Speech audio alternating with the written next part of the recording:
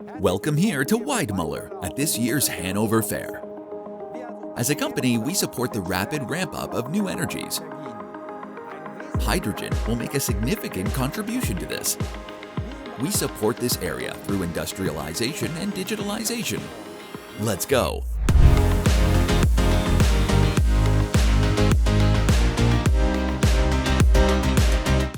We have built a model of an electrolyzer here for this year's Hanover Fair. The device is used to produce hydrogen, one of the essential building blocks for the energy transition. At the heart of this plant are the so-called electrolysis stacks, which are essential for the functioning of the plant, both in terms of value and importance.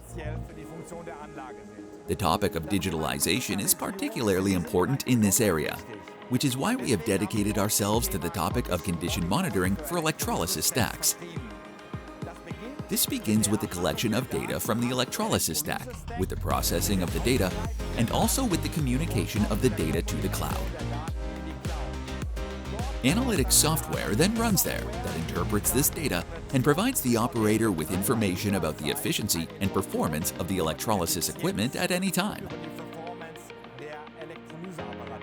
If you would like to know more about this topic, please contact us or visit our website.